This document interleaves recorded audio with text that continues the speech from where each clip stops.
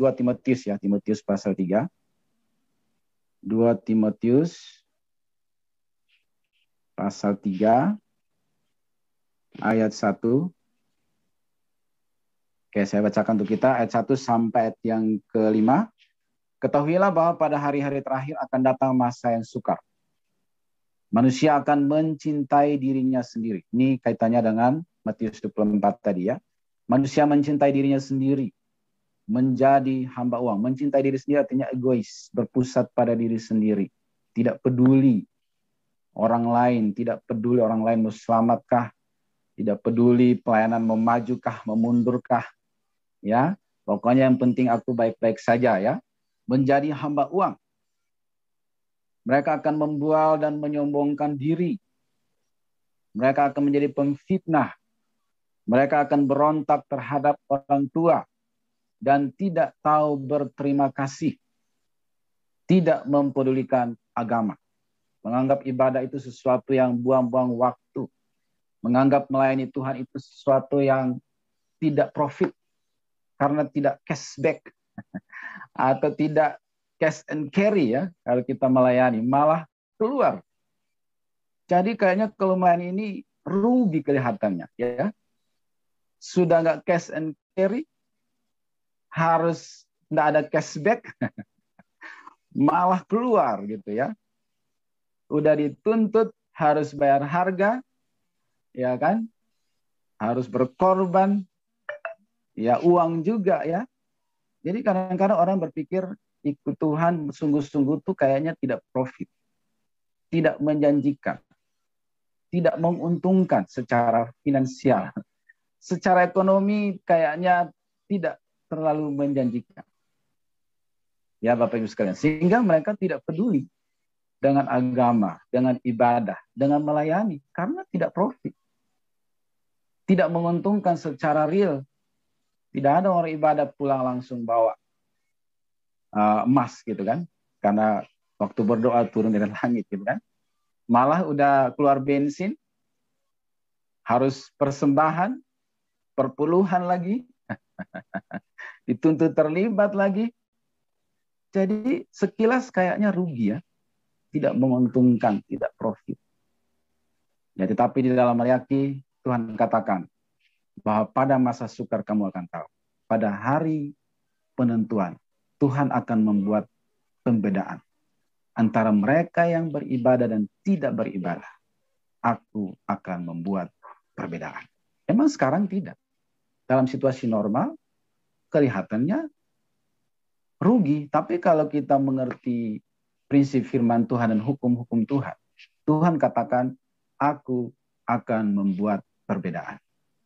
Terhadap orang yang sungguh-sungguh, yang komitmen, yang setia, yang bayar harga, akan Tuhan buat perbedaan. Dalam Maliaki pasal 3,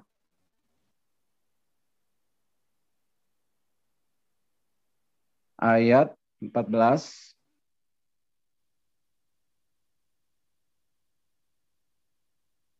Oke, ya. Pasal 3 14 sampai 18 saya bacakan Bapak Ibu, ini bagus sekali. Ya. Dari ayat 13, bicaramu kurang ajar tentang aku firman Tuhan. Tetapi kamu berkata, apakah kami bicarakan di antara kami tentang engkau? 14, kamu berkata, adalah sia-sia beribadah kepada Allah. Apakah untungnya kita memelihara apa yang harus dilakukan terhadapnya dan berjalan dengan pakaian berkabung di hadapan Tuhan semesta alam?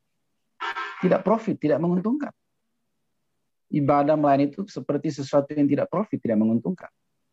15.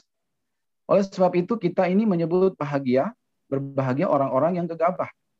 Bukan saja mujur orang-orang yang berbuat fasik itu, tetapi dengan mencobai Allah pun mereka luput juga. Lalu kita orang-orang ini mulai membandingkan. Coba lihat tuh orang-orang yang nggak takut Tuhan. Udah menghujat Tuhan pun baik-baik. Berbuat fasik pun tak ada langsung konsekuensi.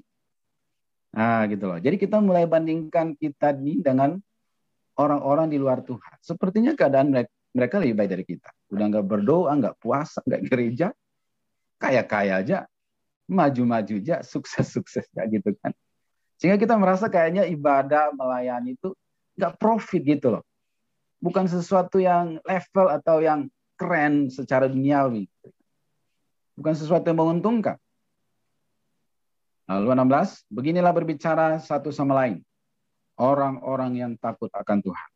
Tuhan memperhatikan dan mendengarnya.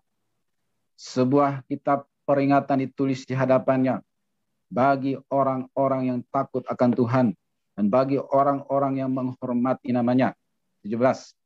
Mereka akan menjadi milik kesayanganku sendiri. Firman Tuhan semesta alam. Pada hari yang kusiapkan, aku akan mengasihani mereka sama seperti seseorang menyayangi anaknya yang melayani dia. 18. Maka kamu akan melihat kembali perbedaan antara orang benar dan orang fasik, antara orang yang beribadah kepada Allah dan yang tidak beribadah kepadanya.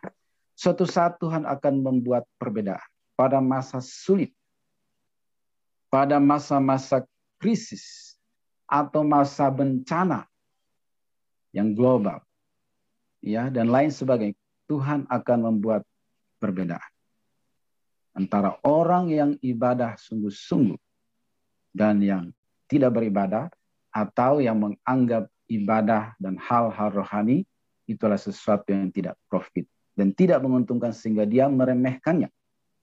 Suatu saat Tuhan akan membuat perbedaan. Akan Tuhan tunjukkan perbedaan.